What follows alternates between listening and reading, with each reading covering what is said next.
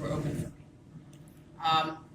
Subsequently, later on in my career, when I was able to be the first woman to do this and that and yada, yada, yada, that was just because I was in the right place at the right time, okay?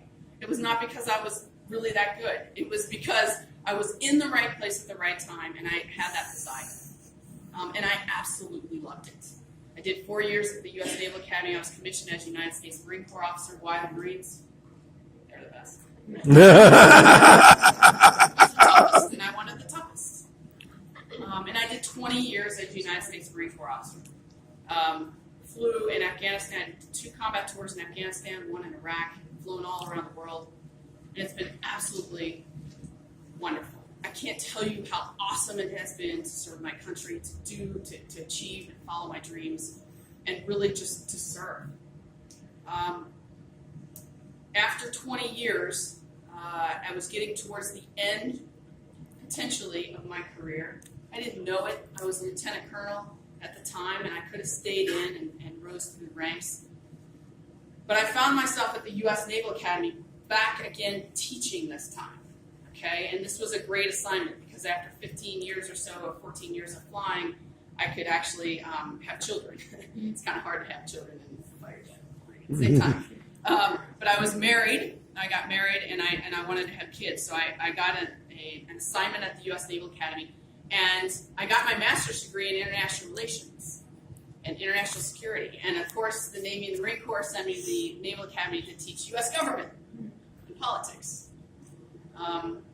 So I loved it though, and I taught for 3 years there. My 3rd year there was what was happening was the elections of 2016, and the best compliment I got from any of my students prior to that semester, was when they would come up to me at the end of the semester and say, "Hey, ma'am, are you a Republican or a Democrat?" Now I leaned a certain way, but the best compliment I got was that they didn't know that. And I could teach them, at least I could go and look at them and try to present both sides of the issue, whatever issue it was, from immigration to healthcare to you name it, whatever issue. But it was the 2016 elections that fundamentally changed me. Because at that point, and of course the results, which I'll talk about later, but at that point I started to realize I'm unable to stand up in front of these group of 20 midshipmen and cadets who in 2 or 3 years are going to be putting their life on the line for this country. I'm unable to stand up in front of them and present both sides in a way that is neutral, because I felt like there was so much lies, particularly by one side, that it just got to the point with the candidate we had on the Republican side, what he was saying, what he stood for, was so against everything that I had ever stood for as a military officer. Okay?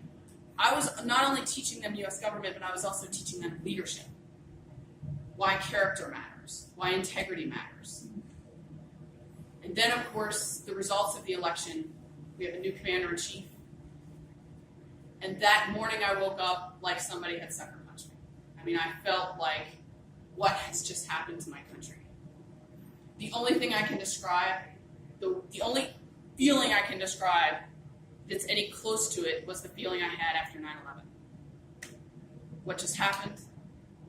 Where are we going from here? And it was that just sinking feeling of sadness, and I didn't know what to do. I took a step back within 48 hours of that election, and I basically decided at that point, I got to do something, and I got to do something big.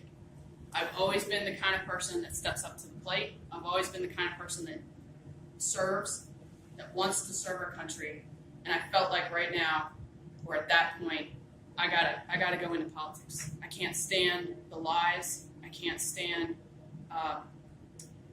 the politicians who are just clearly, in my opinion, doing what was best for their political party and not what was best for the country. So it was the election of 2016 that spurred this interest in me. But I didn't know when I was going to do this. I have 3 small kids, and I didn't really know where. I'm from Kentucky. I always wanted to come home. My children wanted to be near Grammy and Papa, and I've never been able to have them close to my parents. As we started, both my husband and I started to think about our 20 years, and at 20 years you can retire from the military with a pension. That was coming up for us. For my husband, it was February of 2017. For me, it was June of 2017. In the spring of 2017, the Republicans started to push through the repeal and replace. That was the first of their agenda, right? Plan for the Affordable Care Act. And it was at that point when I just decided, my husband and I, we just decided we got to do this, and we got to do this now. Because we need better leaders now. So we decided, both of us, to retire at the point we could and to move back home. We moved here in the summer, and we launched this campaign in August, beginning of August. I launched it with a video, which basically said a little bit about myself and why the major issue I was running on, although there are many issues. And that video went viral on YouTube or whatever social media platform. I had no clue that it was going to do that, okay? But I'm really happy it did, because it got my message out, not only to people here in Kentucky in the 6th District, but really around the country. And the feedback we've gotten has been amazing. The support from veterans around the country has been amazing. Encouragement and also financial support, which, if you all know and you follow politics, you know that's a huge part of this, okay?